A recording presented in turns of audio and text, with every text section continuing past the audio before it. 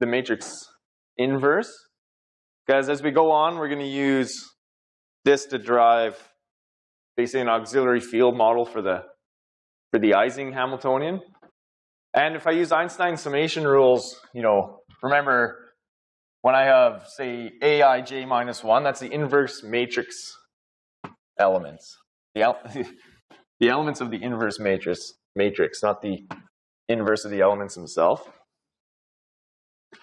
So what we're doing is we're going to use this on the Ising model with spin variables that I was calling sigma. So Hubbard-Stratonovich transformation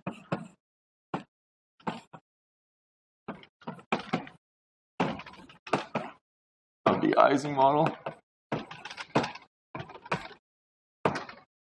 The reason we're doing this is to incorporate fluctuations into our treatment of the order parameter.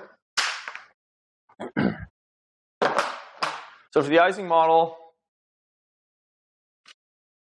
the object that's transformed by the Hubbard-Stratonovich transformation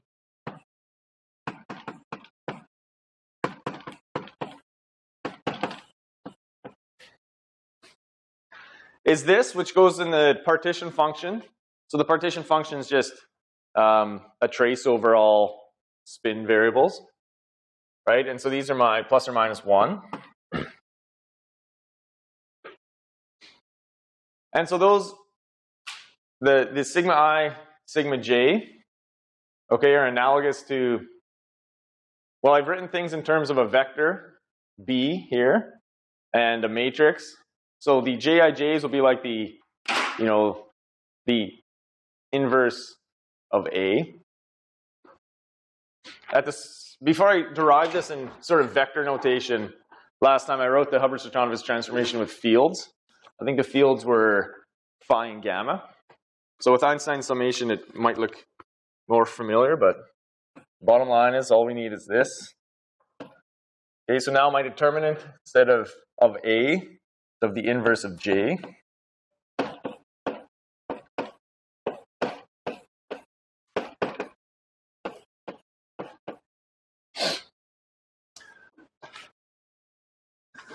Okay, so I've moved this over to the, say, left-hand side.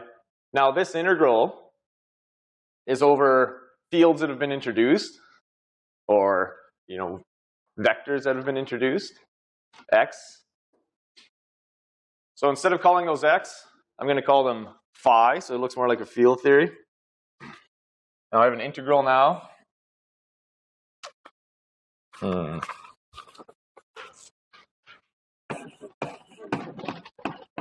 Of n of these fields.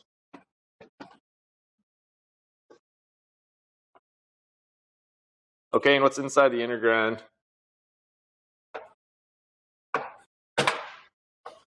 Is the analogy to that top line.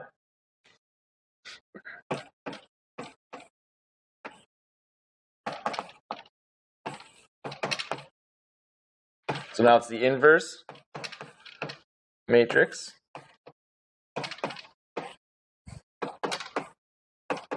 And here's where your sigma ends up.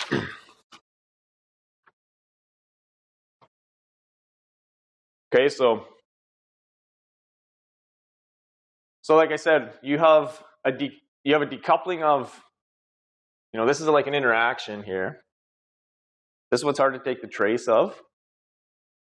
But once you do the Hubbard-Stratonovich transformation, you'll have one of these fields decoupled, or one of these spins decoupled, sorry, but at the cost of an auxiliary field, phi. And you have to do this integral over, infinite dimensional integral over phi. So it's not, maybe it's not even clear right off the bat that this is somehow easier. But there's things we can calculate from the auxiliary representation that we can't by doing the trace directly. So let me start doing a few manipulations on this. So let me change the field variables.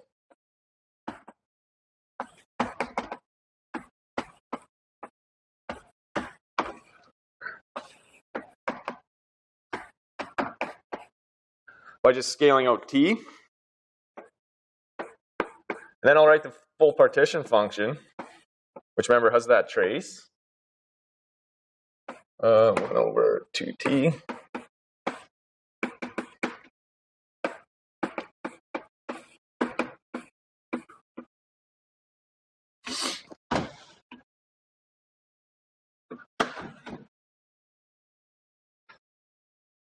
And so I have enough room, let me write it. So I have a constant out front that has all those determinant and the 2 pi's.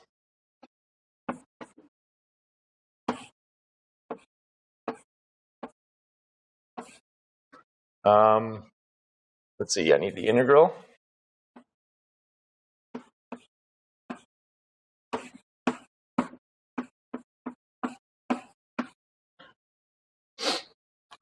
Okay.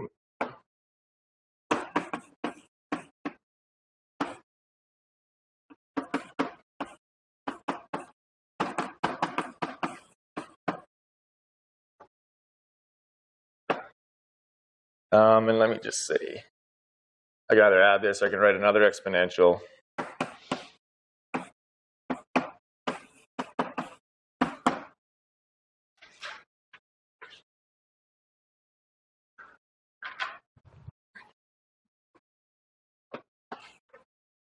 And let's see.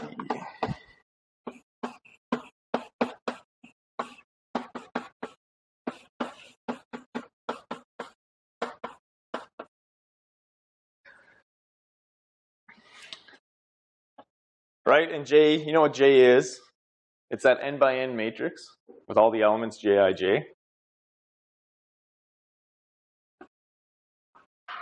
Okay, so that's the inverse matrix that you have to worry about up here. And generally that C, this constant, if you want to call it that, you know, because it falls outside, like out front of the trace, and you know, it just doesn't affect thermodynamic properties. So unless otherwise, we're just going to drop this.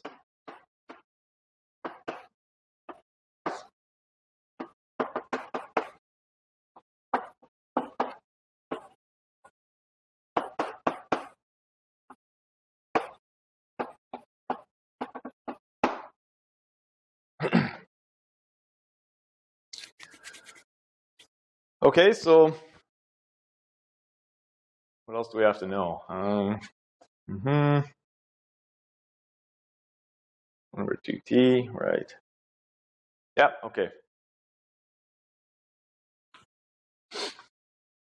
So another interpretation of this is, you know, we've eliminated interactions, if you will.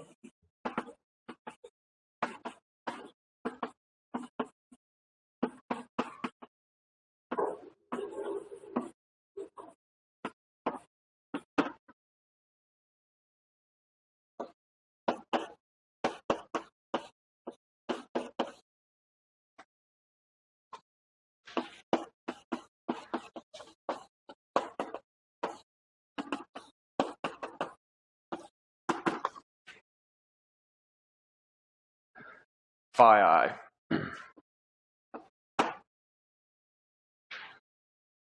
And this is just sort of the philosophy behind, you know, field theory in some sense, that you have this fluctuating, sometimes they call it a molecular field or a mean field that fluctuates both, again, with temperature and with spatial position. We'll see more explicitly how this relates to the order parameter. But the idea in the field theory is that, you know, it's somehow the averaged, you know, the time and space averaged, or at least the time averaged if it has a spatial dependence. Order parameter, which is in some sense the expectation value of the spins. But we'll come back to that. So the main advantage again of this is that we can take this trace, which is written over sigmas, right, and move it into here. And here we have a decoupling of I and j. So we just have to take that simple trace for that second term in the exponential.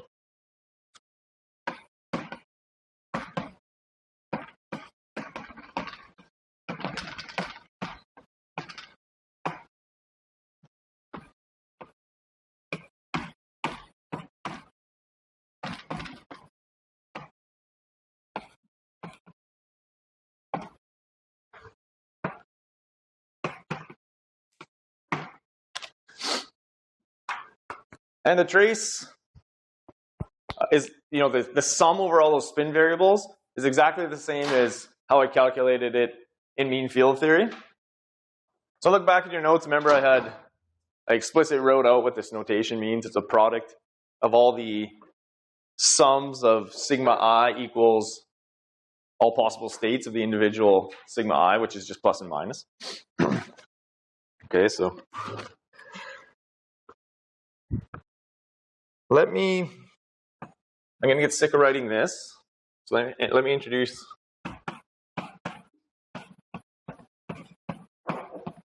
a shorthand notation.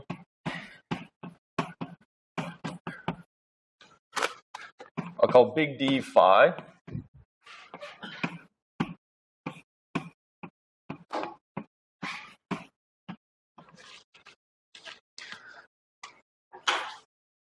And that turns this into a functional integral, they call it. So then my partition function is just a functional integral. Let's see. Let me keep the trace outside for a minute. Okay, so I'm just rewriting the same thing. So it's minus 1 over 2 pi, sum over ij.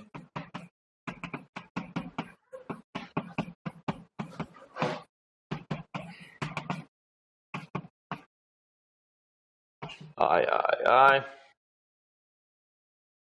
Okay, so now when I move that trace inside, I'm just dealing with this term here.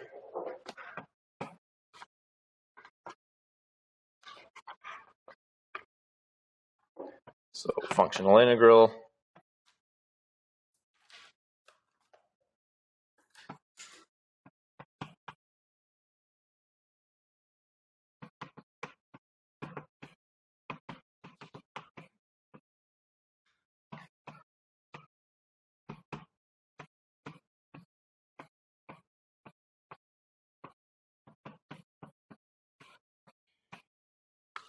Okay, so remember last time you basically have again, a plus and a minus. So you get an exponential with a minus argument and a plus. So that gives you your hyperbolic cosine. And I've just written this in the exponential. So I've taken a log of it. So then it's a sum over all fields I log 2 cosh. So I can also write this as just the functional integral over e to the minus s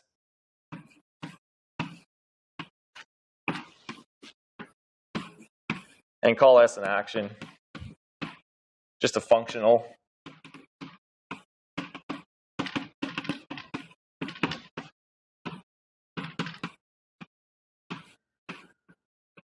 Oh, I ran out of space.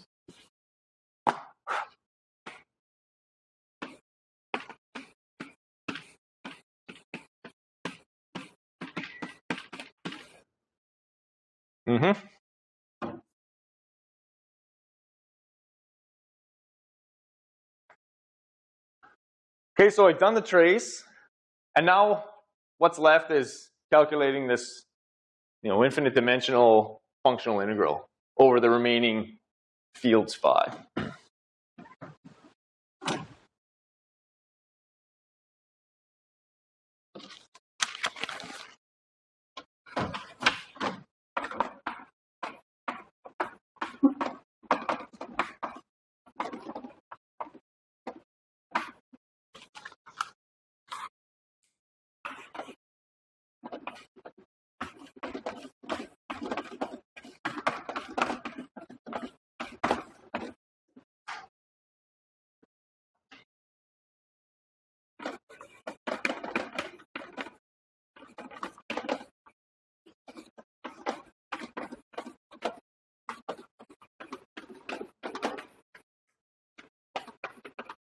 So depending on the form of that action, S,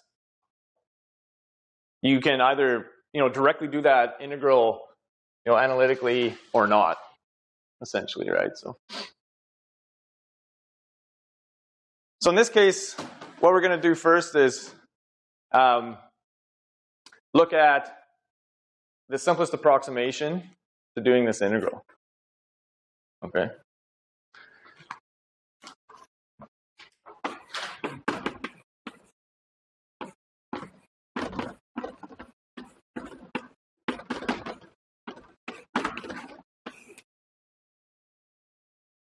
Approximation.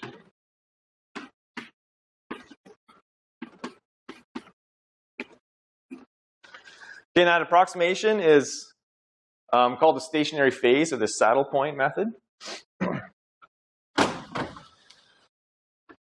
And what it involves is just replacing that functional integral over, so big integral over all fields of that exponential with just the maximum value, of the integrand. Okay. So you're basically just going to get rid of the integral and approximate it with the exponential of s evaluated at the mean value of the field, say. Okay.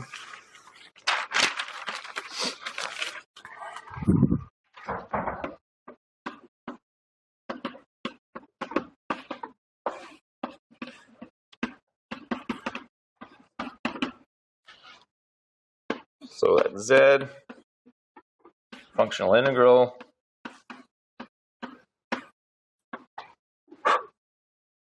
So the approximation is just the replacing of that entire integral with e to the minus s. And you have to evaluate this. I'll call it phi bar, where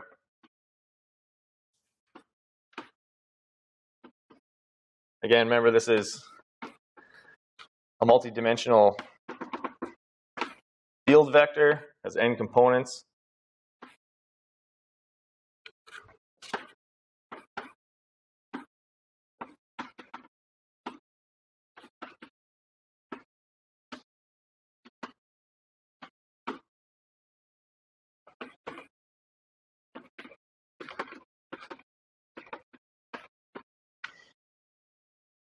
So it has to minimize the action because you have e to the minus s.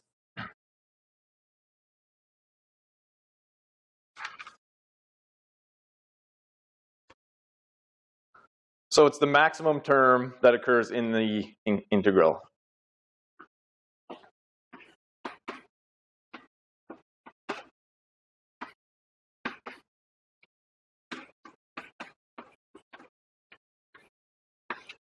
Okay, there's nothing saying that this is a good approximation. Okay, but it's just the simplest one you can do. So to obtain this, all you need to do is find a minimum of the action, if you want to call it that, of that functional s. Okay, so you're just going to take a derivative of it with respect to the field phi I.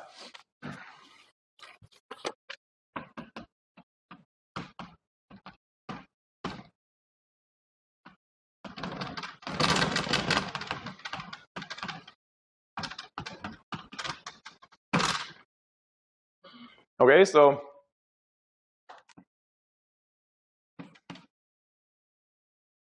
I have it written right there. Okay, so the derivative of s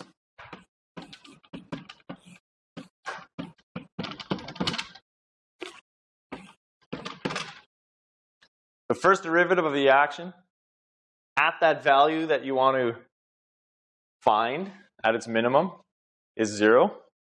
That defines a minimum. Okay, so I just have to look at my s up there. I should get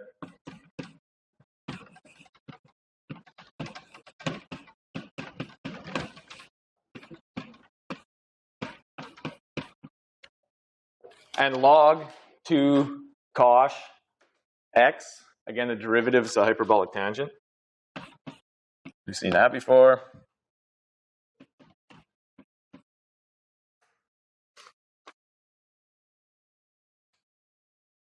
Okay, so I just have this, which looks familiar.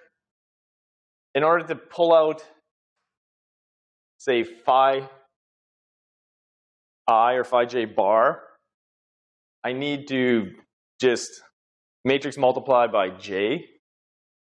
Okay, so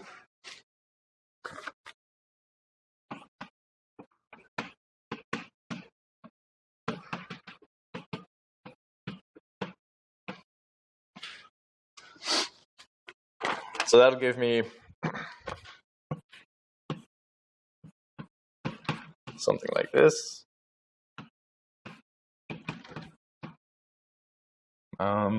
Tan hyperbolic tangent.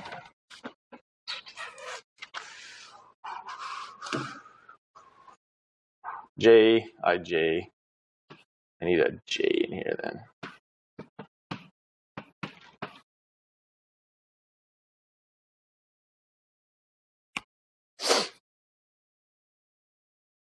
Okay.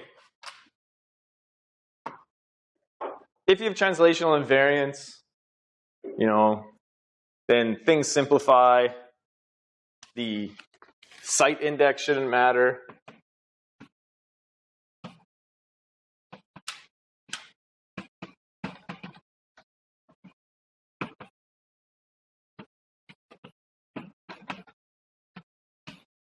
Then you can just write this as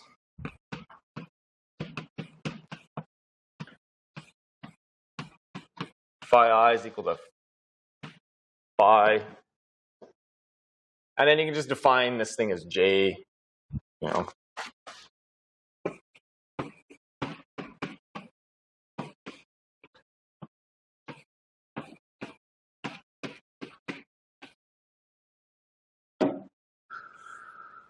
Do you recognize that? It's just the mean field equation. So all this tells you is that by taking this approximation here, the saddle point approximation, that you recover a mean field theory. Okay? So this is just a way, way more complicated way of getting exactly the same thing we already had.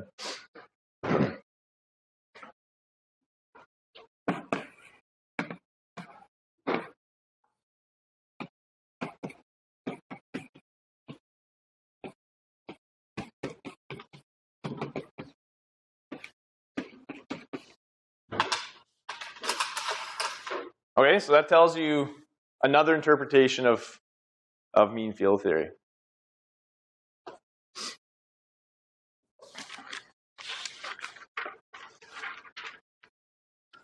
We're going to look at this functional integral in much more detail for the general case of the Ising model. Okay, and basically what I want to do with this is calculate the two-point correlation function, which I mentioned before. That allows us to derive the exponents for the two-point correlation function and also define the correlation length and calculate its exponent. And before I do that, I just want to do one more interpretation of mean field theory. Okay, so the first time we saw mean field theory, it was a theory where we threw away fluctuations. Remember, we threw away sigma I. Can't remember what we called it. Sigma j. We set those to 0. That gave us a mean field Hamiltonian. So that approximation is the same as doing the saddle point approximation in the functional integral. Okay? And as I want to show you real quickly, it's also the same as looking at an Ising model with your Jij's being of infinite range. Okay, so the final interpretation of mean field theory is that it has to do with an infinite range Ising model. So this is sort of an aside.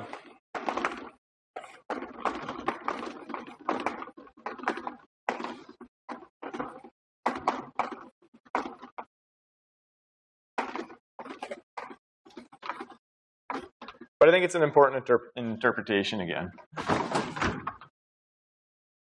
Okay, so we're going to come back to this functional integral. Well, actually, let's use it here. So if I can, we'll just do the Hubbard-Stratanovich transformation here in the case where we have an infinite range Ising model.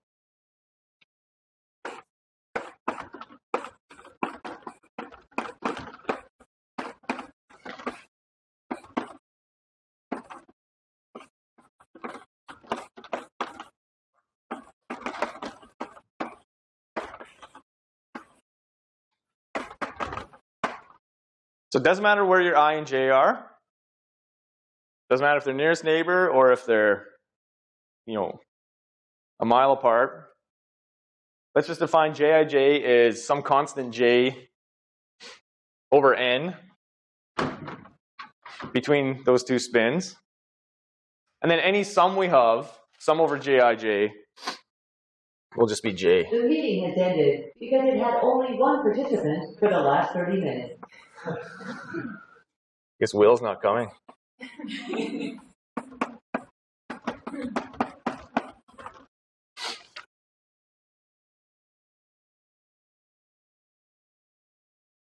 So we can write our Hamiltonian then, just using this vast simplification.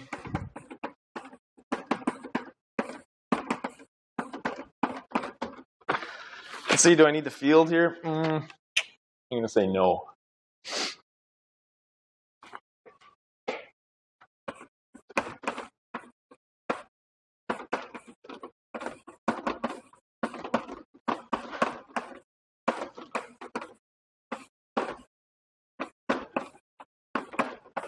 So I have two independent sums, 1 over I, 1 over j. Sigma I, sigma j.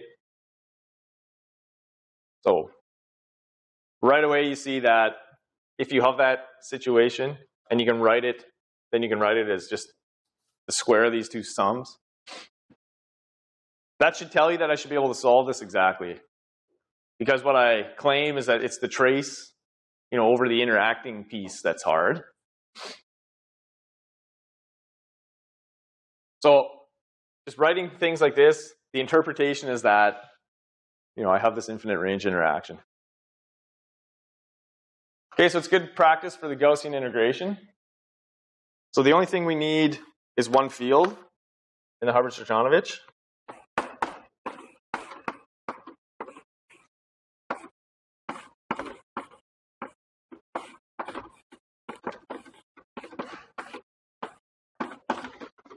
Okay, some constant.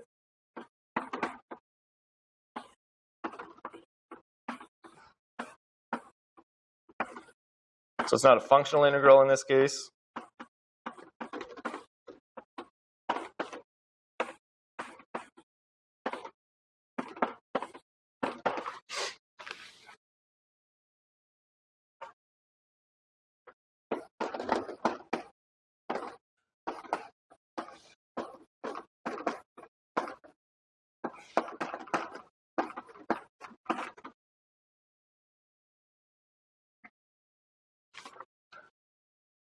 So that lets us write our partition function.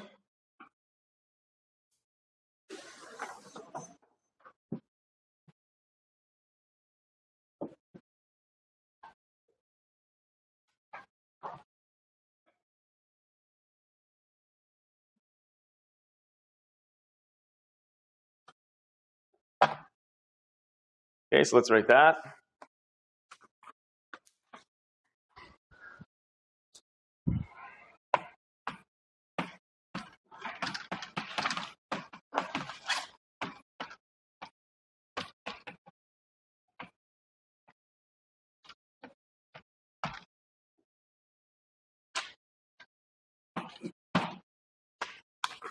So I have a trace, one field,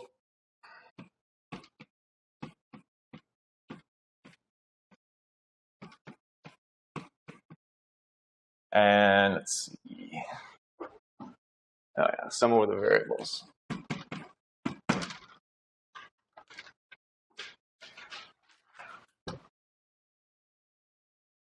Right. So again, I can pull in that trace and just perform it over that sum. I'm missing a square.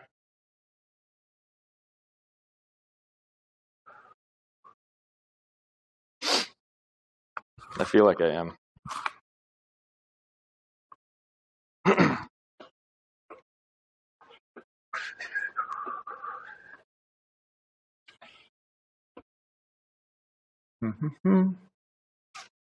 Okay, so I have, let's see, this is two sums here, right?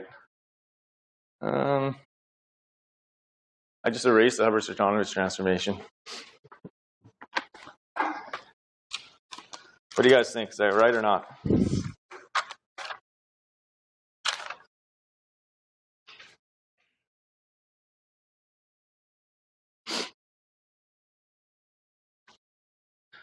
All right, so in the one variable case, okay, we'll go with it. Let's just check this.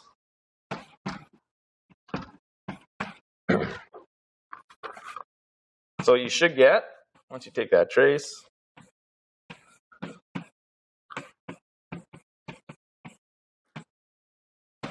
will be a sum again, log, yeah, it's going to be 2 cosh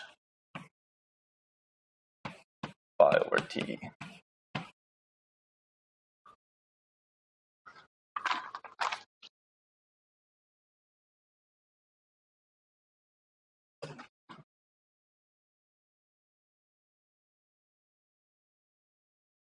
Okay, we'll go with that. Double check everything here. That sum just gives you a factor of n. This is what happens here. You get an n in front and an n here. So your integral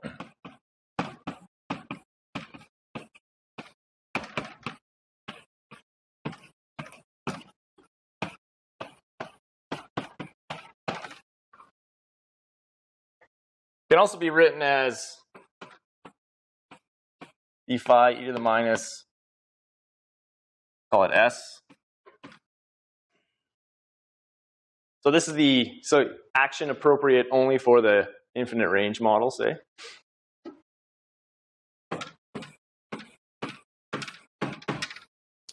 Where s is all this stuff here.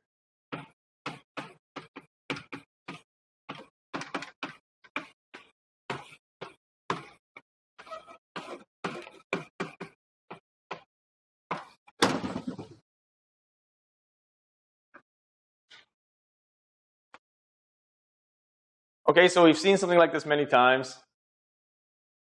You know, phi squared and phi.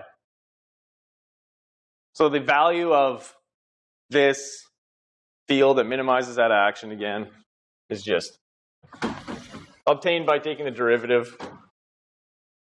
So you can see how the mean field equations are basically going to come out here.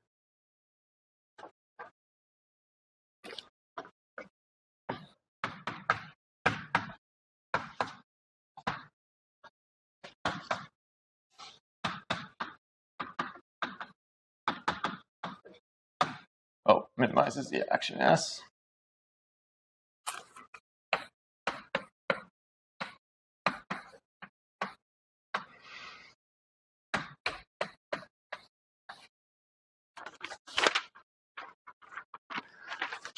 Okay, and so one important thing that we can see from this is that we can relate this functional S, or in this case this function S, to a free energy. There's a simple expression for the free energy. So let's take the derivative, you know, and then we can relate this free energy to the, you know, we're seeing the mean field equation here. So we should be able to recover the mean field free energy. Okay, so let's expand the full function in a Taylor series around this minimum.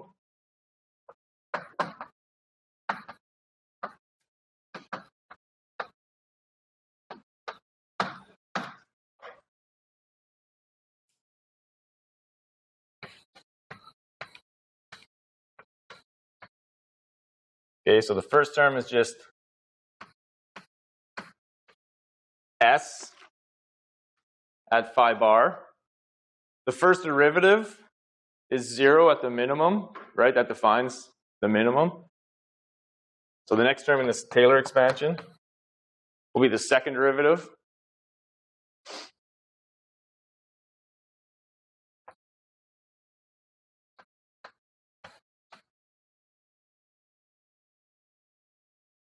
And I'll have to evaluate that like I did this. So phi equals phi bar times phi minus phi bar. Okay, so I've just defined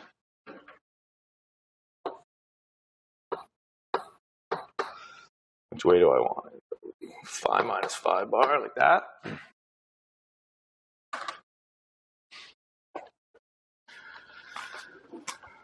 We know this thing's positive too, by the way, since I'm looking at a minimum. But regardless, we can write the partition function.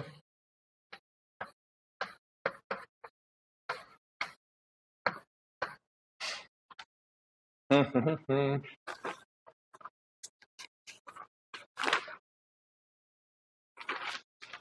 kind of want to pull that n out.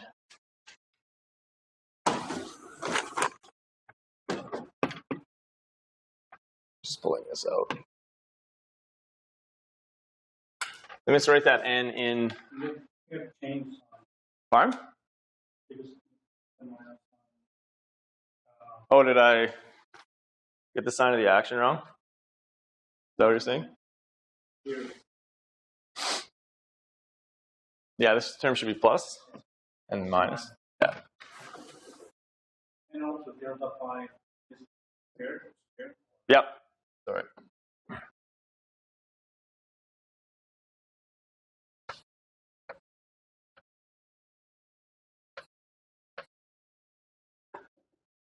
Okay, so I can feed in that approximation. Let's just do it up to second order. Write it down here. So I get a constant term. So now I have an integral over the field.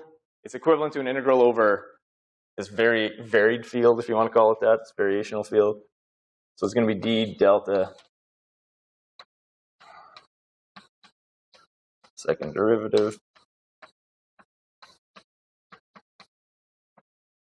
phi bar delta phi squared. There, that's just a Gaussian.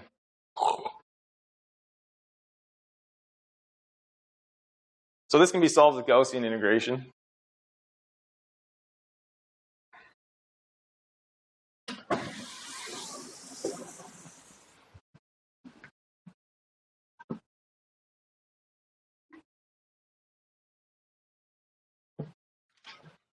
And it's just a general fact of life that the only time you can solve these problems exactly is when you have a Gaussian somewhere. You just manipulate everything to find that Gaussian integral and do it. Otherwise, you're basically hooped. Okay, so if we solve that, then the partition function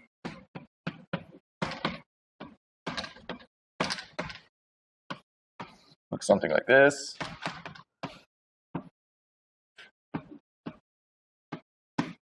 Sorry, this is small. You know what it is, phi bar. I pulled that n out because I want to be able to take a limit when n goes to infinity. So when I take the thermodynamic limit, I should be able to, get an exact expression. So let's just look at the free energy.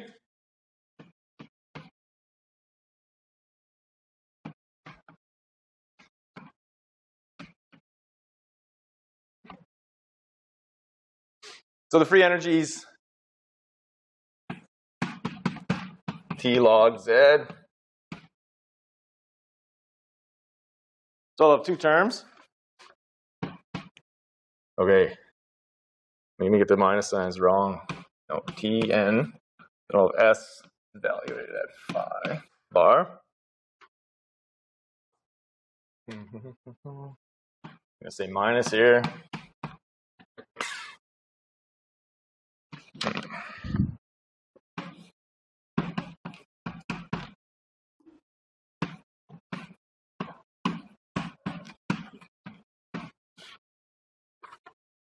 Okay. I don't know if this is right. Whatever. I have a linear term in n and a term that's logarithmic in n. So the linear term should dominate, right? So when I take that limit into infinity, I can get an exact expression.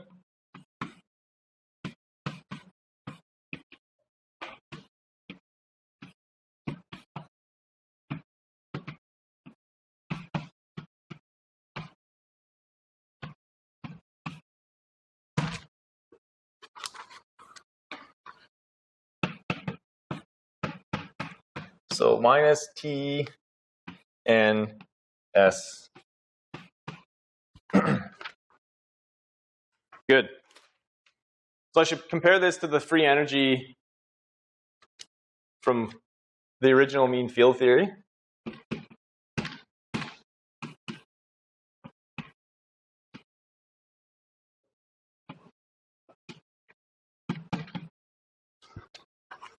Which we wrote a couple days ago.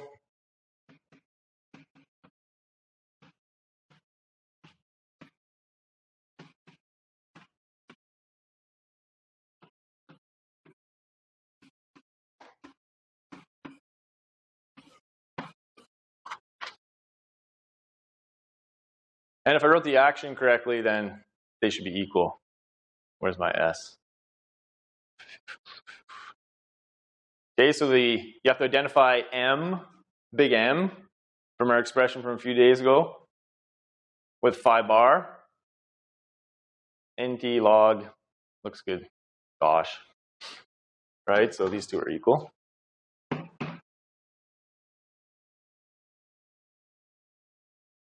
So this is another way of looking at mean field theory.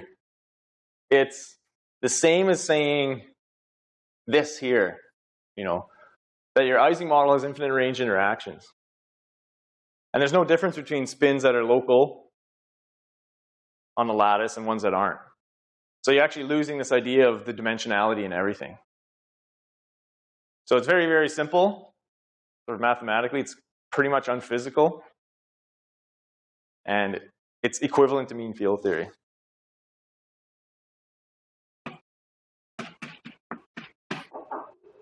Say infinite.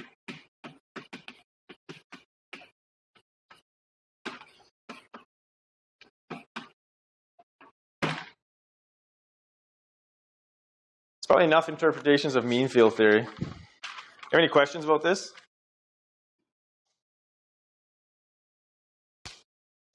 So last class you said the result of mean field theory for dimensionality greater than 4 is exact. Right.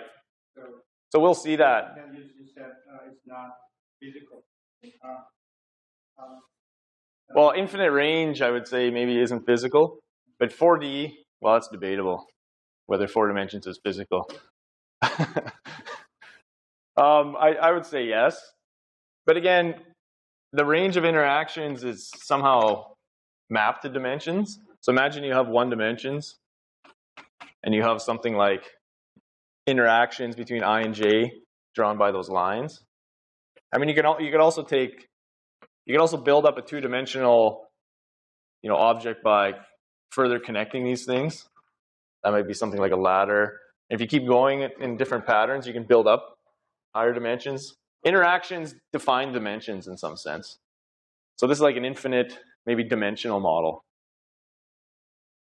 But so what we haven't seen yet is this connection to 4 dimensions. So 4 dimensions is the critical dimension where mean field ceases to become exact. And then we have to worry about these exact solutions. So 1D is sort of special. 2D and 3D are, I'd say, the interesting cases. So I want to get back to calculating the spin-spin correlation function. Somehow this takes me several classes. Maybe there's an easier way to do it, but. So let's forget the infinite range and just go back to the general Ising model.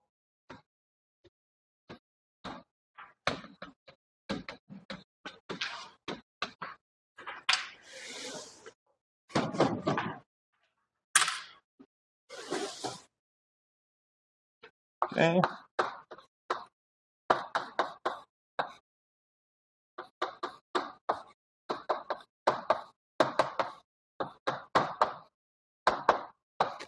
Put my field back in. No, I want to do it right. So I'm going to do something with a magnetic field. I'm going to generalize a magnetic field so that it's site dependent. And this is more a mathematical device than a physical, realistic physical situation.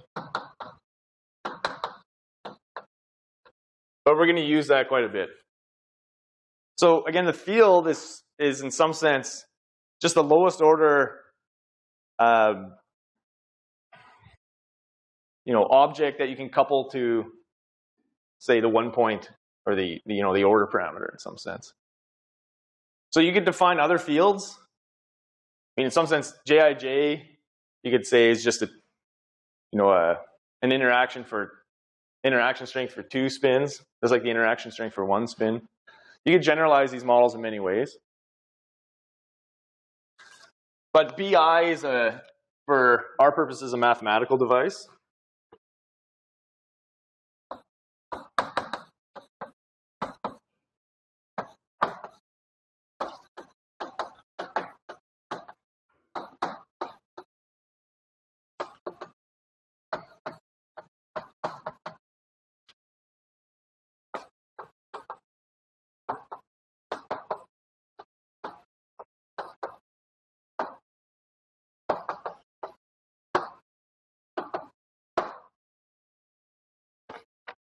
Okay, so I haven't defined this yet. What is a spin-spin correlation function? I'm going to call it G, apparently. Gij, because it tells you something about the strength of correlations between 2 different lattice sites, say, or 2 different spatial positions. And there's 2 equivalent ways of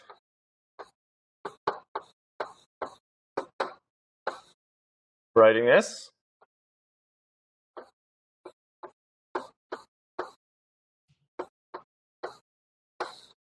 The first is like the fluctuation term. Okay, so it's like the fluctuations of the variable sigma on site I multiplied by the fluctuations on site J. And the fluctuations are occurring, around the background magnetization. This is completely mathematically equivalent to this expression.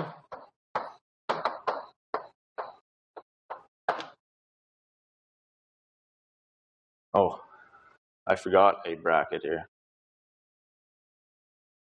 Right, so these mean thermodynamic average, or, trace, 1 over Z,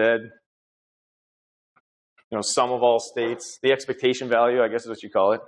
So when you have the expectation value, so if you just multiply this out, you have sigma I, sigma J, right? And then you have terms that are summed. And the expectation value of an expectation value is an expectation value.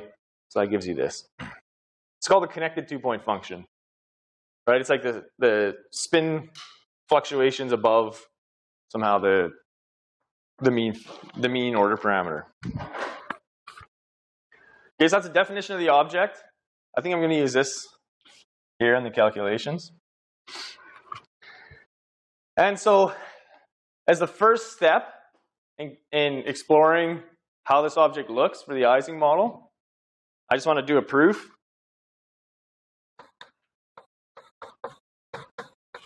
That for the specific Ising model,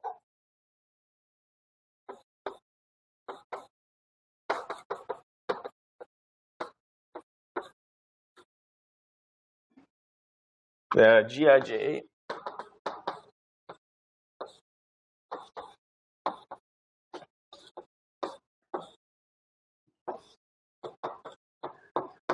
that I can write this as a second derivative of a free energy, or the free energy, where each derivative or partial derivatives taken with respect to the fields, respectively at site I and j. And I'm going to set the field equal to 0. So this is really only valid for the Ising model with none of these fields. Okay, and then we're going to use this to calculate this thing here.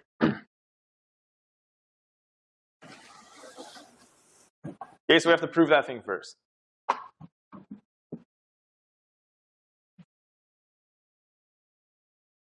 And remember what we're working towards, because it'll become lost, the point will become lost soon, is those, remember I wrote that expression for the 2-point correlation function, Gij, you know, that defines the correlation length. And so we want the critical exponents. We want a definition of the correlation length from this, right? So that's the length at which I and j are somehow related, or the states of spin variables in I and j are related.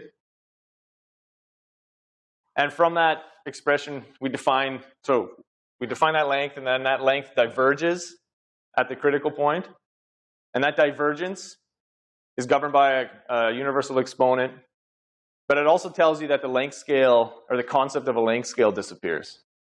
And again, that's the important concept in pretty much this whole class, okay? Okay, so let's start with this proof. Okay, so let me start with the free energy. Take the second derivative.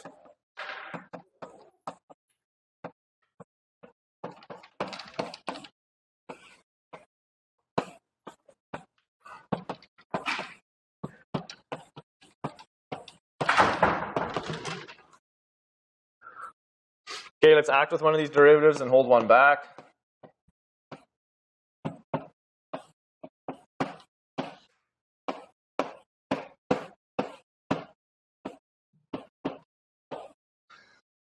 I probably told some of you guys this before, but once I was teaching second year, and one of the students asked me why my 2's didn't cancel. Just remember, these are my partial derivatives.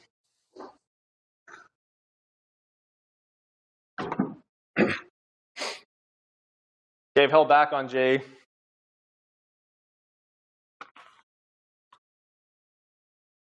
But what am I doing? Oh yeah, I've taken the derivative of the log. That's where the 1 over z came from here, right?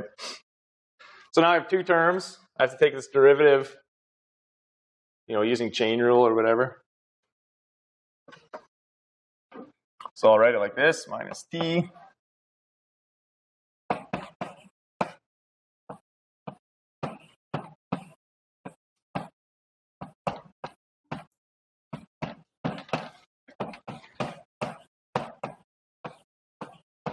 And I'll have two partial derivatives, right, of z, as I should, bj.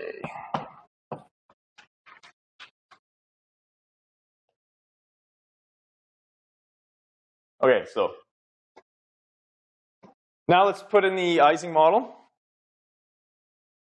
I'll put it in the full Hamiltonian. And I'll write down an expression for the partition function, has the trace and everything in it.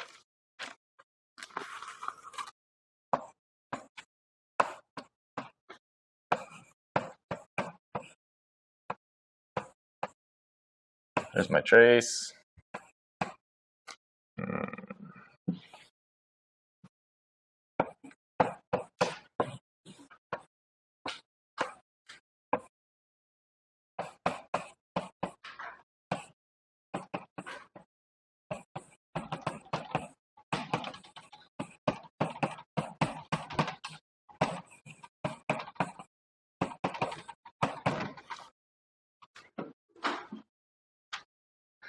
That's the thing that we need the partial derivative of with respect to one of those on-site fields. Okay.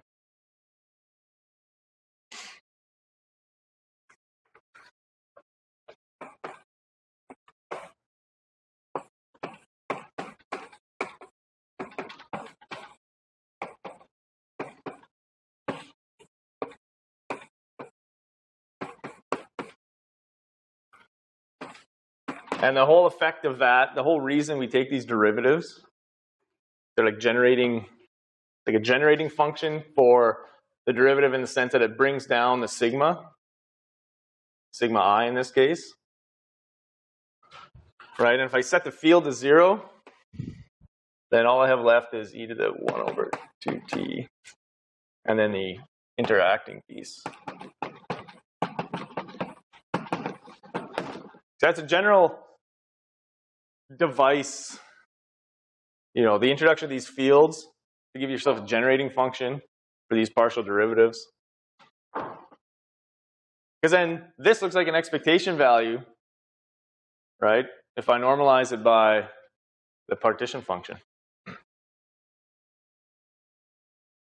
So you already see the elements that are going into this. It's that, I'm taking, it's like I have a generating function, I'm taking partial derivatives. Those partial derivatives bring down, in this case, an individual field.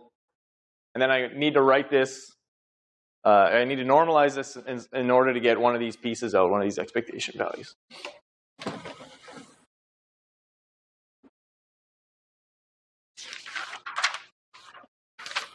Okay, so therefore, properly normalized.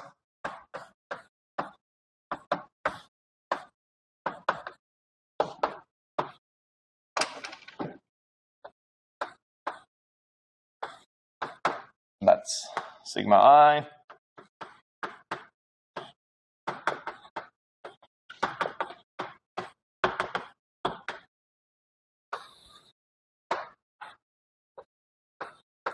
This is just the definition of Z, basically.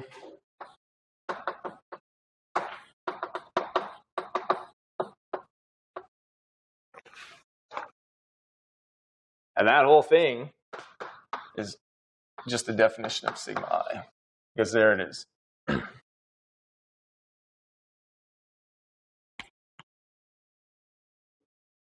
Okay, I could take another derivative up at this stage here. Oh no, sorry, before I set the field to 0. I could pick another site, J, take the derivative, pull down another sigma. So I would see that then the second derivative with all fields equal 0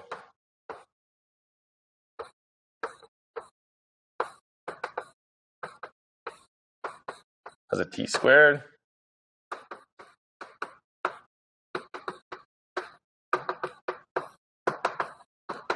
Right. So again, all I need to do is normalize that thing, maybe get rid of that t squared. And I'll have this piece here. Okay.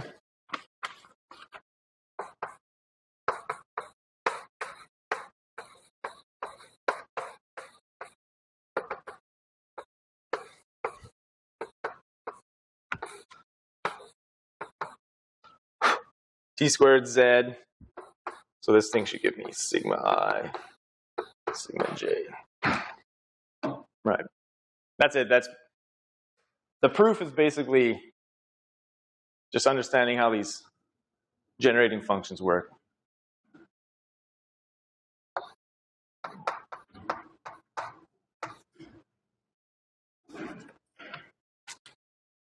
All my t's work out, so I should have minus t, second derivative of the free energy.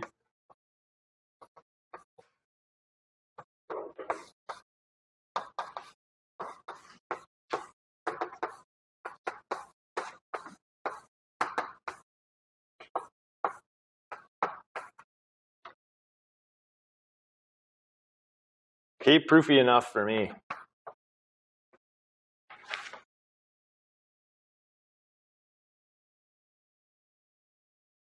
Okay, so let's use that expression to calculate the functional integral. Okay, so remember, after we do the Hubbard-Stojanovich transformation, we have this big functional integral.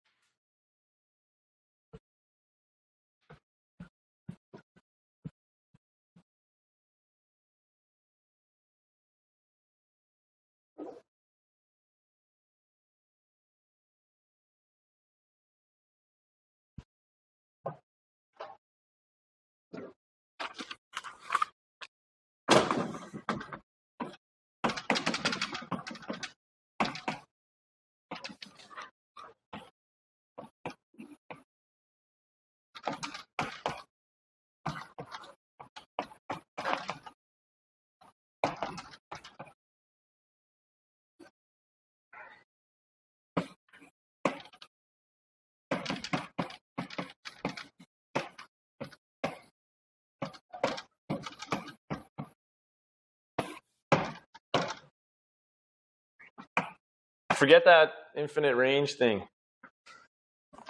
I'm going back to the original functional integral, where I had e to the minus s.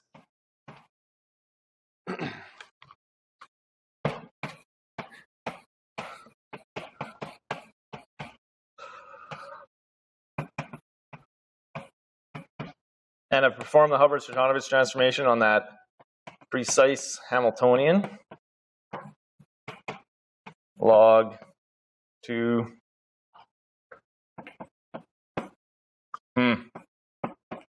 Sorry about this. Just leave the fields in. Maybe it's not the precise Hamiltonian. Maybe I didn't have the site-dependent field before.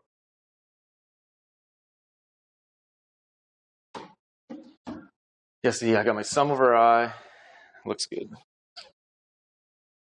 Okay, so that's my Z. I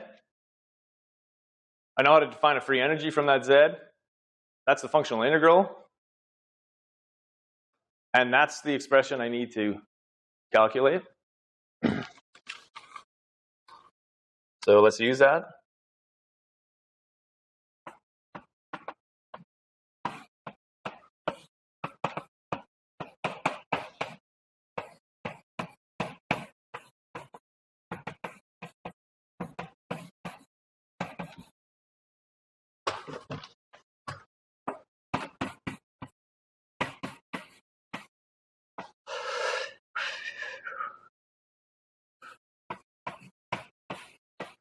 And I'll write in terms of, instead of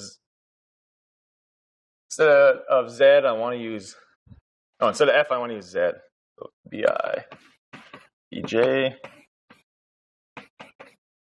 So I think this is what I want.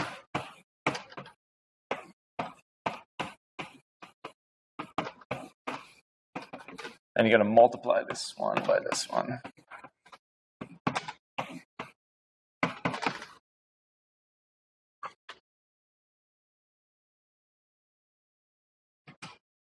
Okay.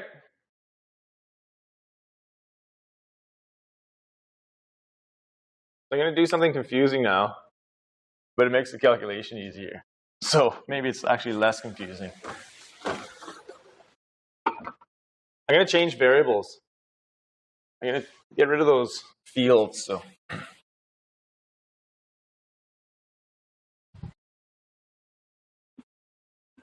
I just basically want to get rid of this Jij that's going to cause a problem down the road.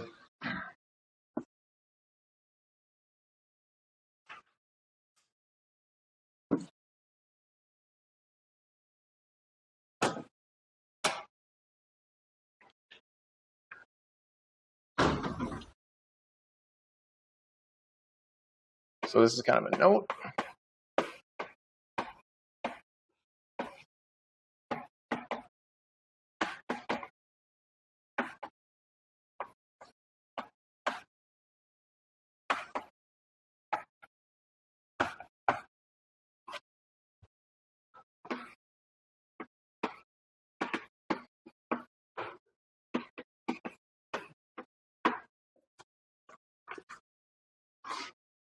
So I'm just going to call this a fluctuating magnetization.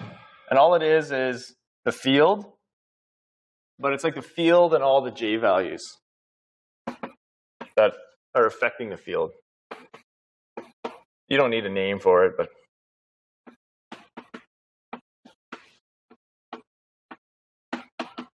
I could also just write another phi. Just rescale phi, but let's just use M just to keep things separate where I've introduced this step. Magnetization. So it's going to be the sum over J's. Yeah, right. of the inverse by j. I could do matrix multiplication by j. And so every time I have a phi, I want to write it as a sum over j m's, basically in that action. So all I'm doing is basically, you know, I'm not changing the first term, but I'm putting a sum into that hyperbolic cosine. These are equivalent. I think this one's easier. Although 2 pages down the road, I might change my mind, but I don't think so. So that just gives the action's equivalent. This is the same S.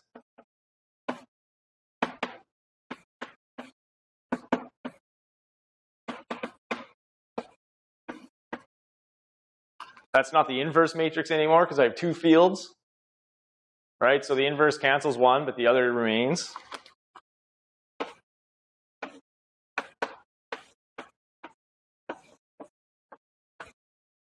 And here I need to have that matrix, Jij,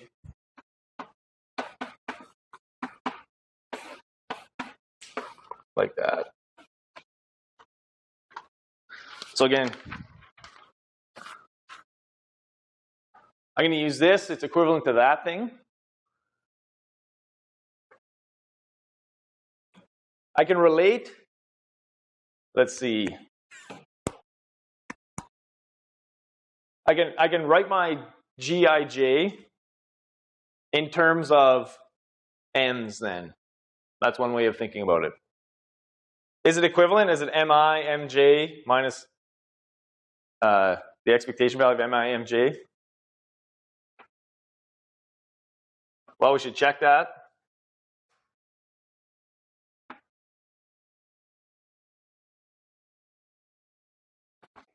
So let me relate expectation values between fields, phi, and this fluctuating magnetization. So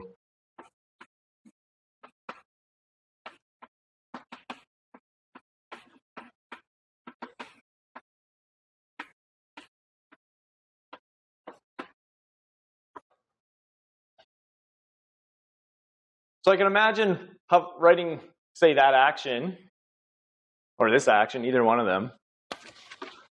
But I can imagine also redefining the fields so that,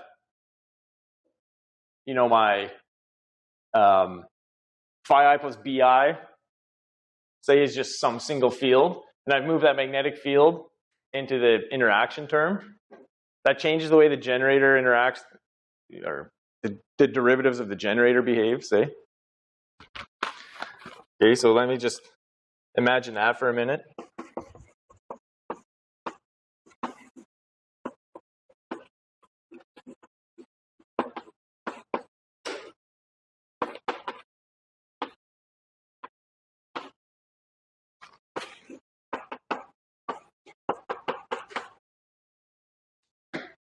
So if I did that, bi, I suppose.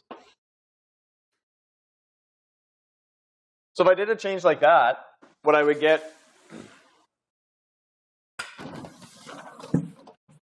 is just an action that looks a little different. So you can basically always change these you can always do these types of transformations on the field variables. You just have to take care of the Jacobian. You gotta just not forget about the Jacobian in the functional integral. Otherwise, any of these change of variables essentially don't matter. So which one am I doing here? I've changed S. Let me just look at phi for a minute.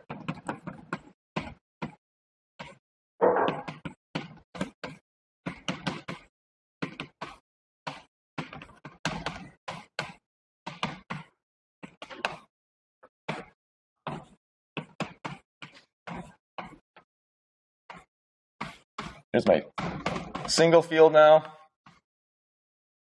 So if I take derivatives with respect to B,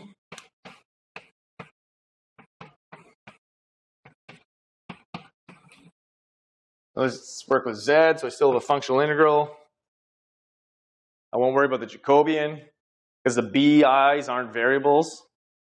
Oops, I forgot my d.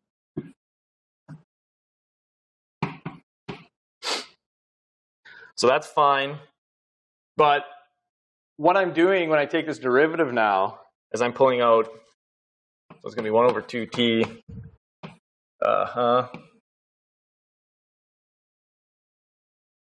Then it's going to be something like j ij minus 1, let's see, phi j. E to the minus, you know, it's an exponential, so it's the same action. I'll just write it like that.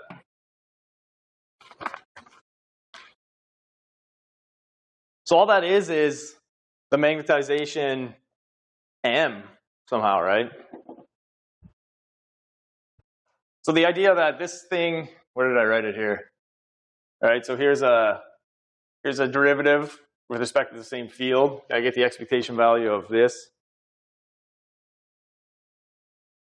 If I want to use that magnetization, all I gotta do is switch this variable, and I'll get the expectation value of the magnetization somehow.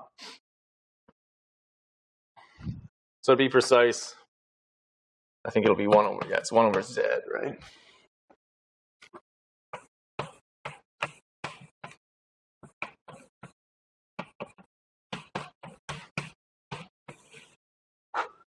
Then I should write this as a functional integral over m.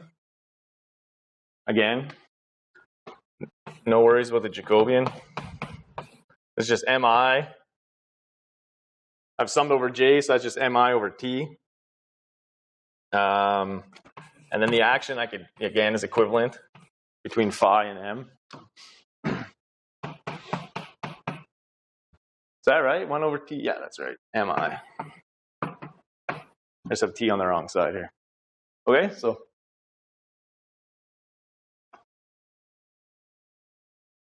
the expectation values are the same. So I can write the Gij, the thing that's behind here, in terms of expectation values of either the fluctuating magnetization or the original sigma variables. And, you know, that's the difference.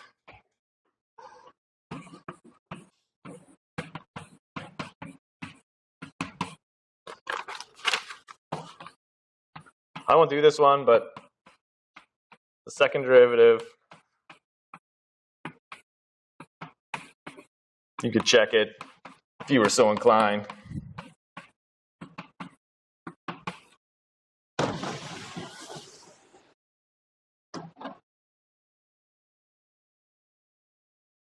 So I can write, instead of this, my Gij in terms of m squared and m.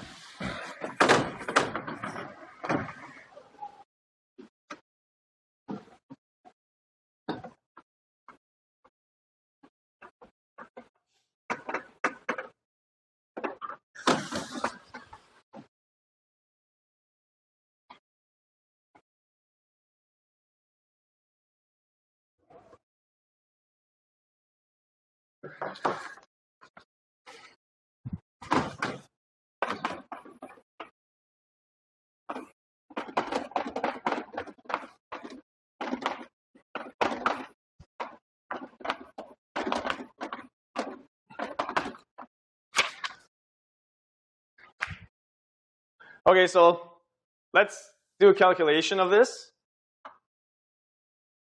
in these variables. Let's do our first calculation with the saddle point approximation.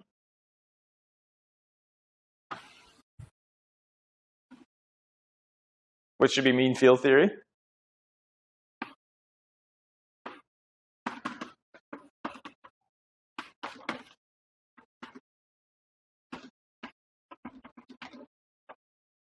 I'll just say in mean field theory.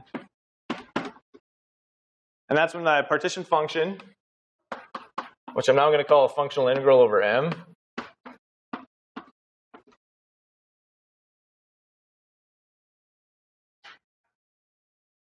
is approximately equal to just the maximum value of the integrand, which I'll write like that. And M bar is the configuration that maximizes or minimizes S, right?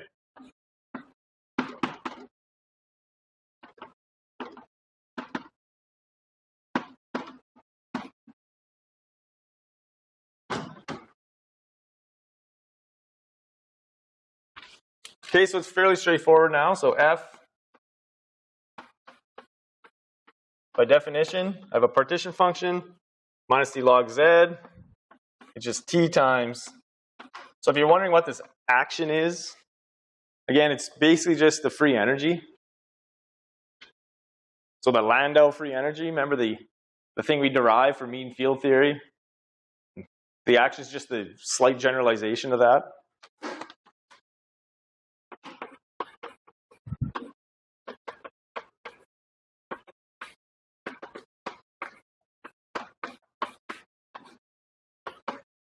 And remember, mean field theory just means getting rid of the integration.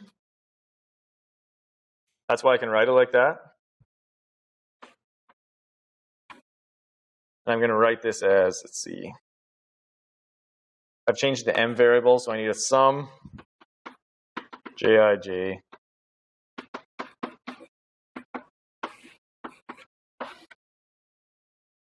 Okay.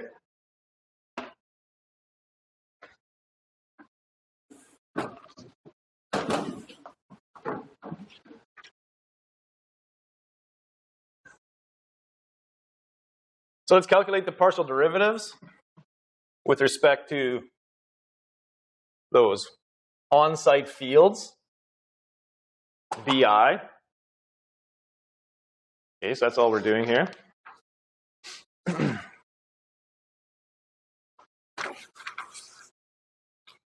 So the first one,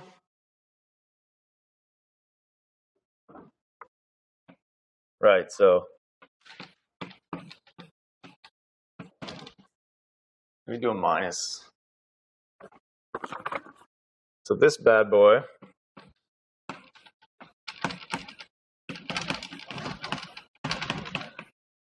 should equal T1 over Z. I'm just writing identities that we've already used.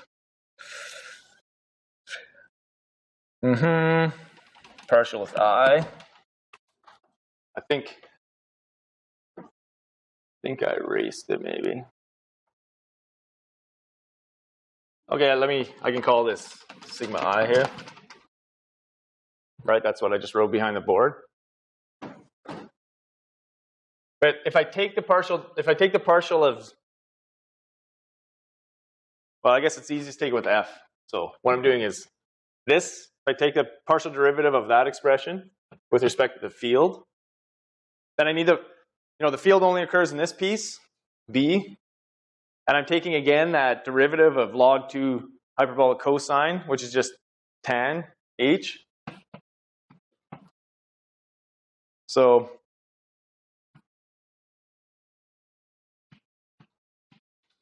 Jij mi, I can leave this in.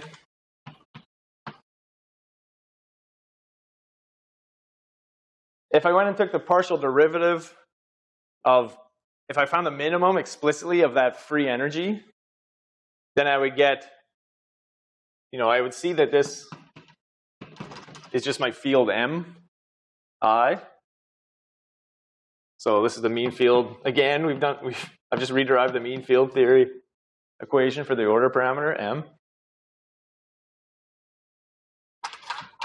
So check that if you're not sure.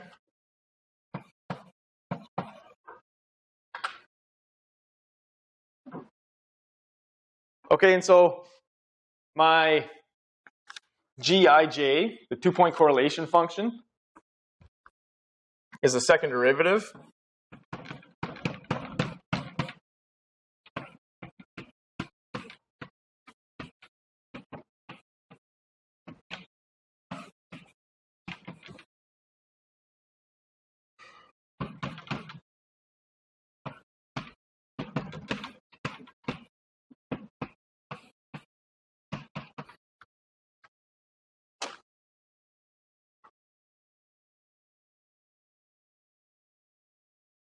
Okay, and I've taken one derivative out, which is this here. And I've just written that in terms of the partial derivative of that m, which is that tan h expression. Okay, so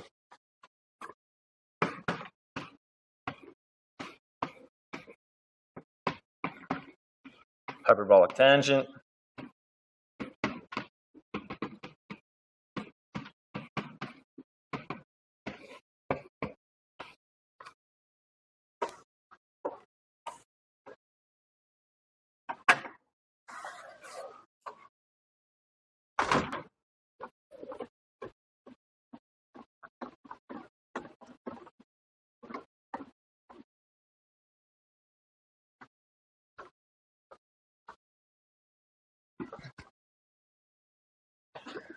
So I'm almost done. I'm going to need a self-consistent expression here. So let me actually take that derivative through.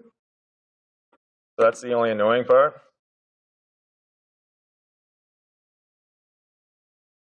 Let me write it like this.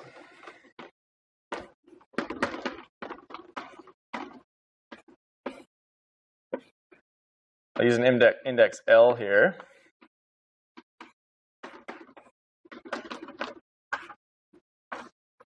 And the derivative of the hyperbolic tangent is 1 minus tan h squared.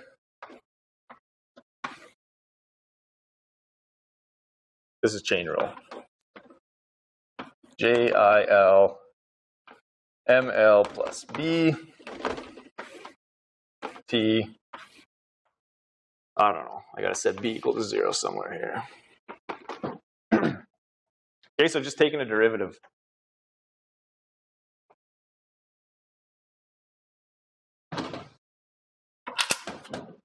Just to simplify things, let me call this object here.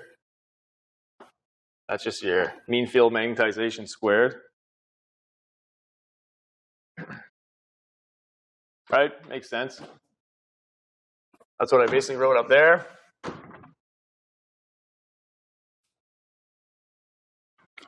So in the shorthand,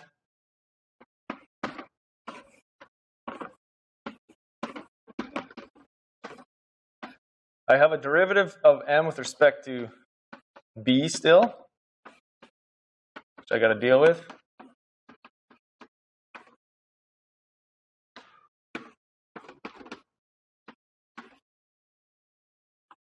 And that thing,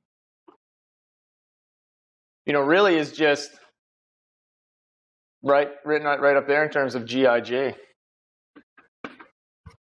So I can write this whole thing. Let me think. I need a t out front. So 1 over t, so 1 over L, IL, G, so it's Lj at 0 field plus delta Ij 1 minus m squared. Okay, so that's a very general expression for Gij.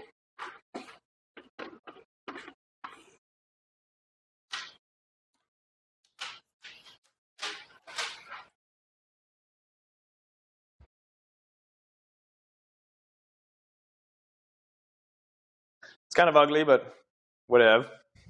Yeah, 1 over t, sum over L. Yeah, IL, so you have a sum over L, so it's GLJ there.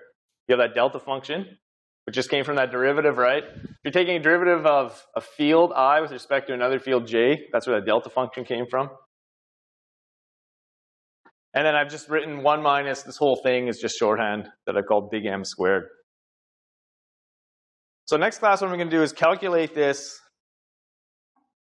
Gij. So remember, I'm in the mean field approximation because I've done this here.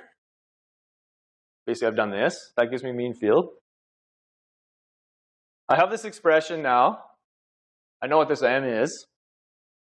I'm going to do 2 calculations. One where I'm approaching the critical point from above, and so M is equal to 0.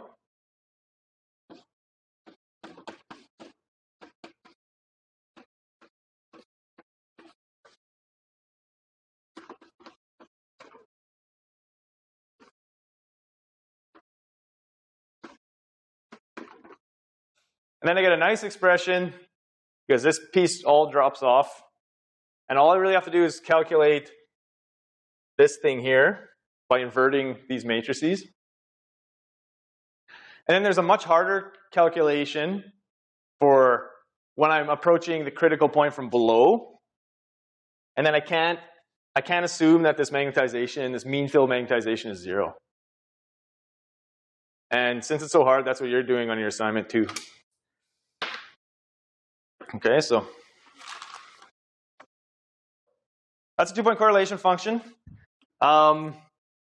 We need to solve it next time for m equals 0 in Fourier space. We'll have to introduce a lattice Fourier transform. Okay, and that calculation will take most of the class. So just don't lose track of what we're doing. If I get through that, yeah, so by the end of next class, I'll have a definition of the correlation length, hopefully. Okay. At least in this case here. Okay, so see you guys on Wednesday, and your assignments are due in 1 week.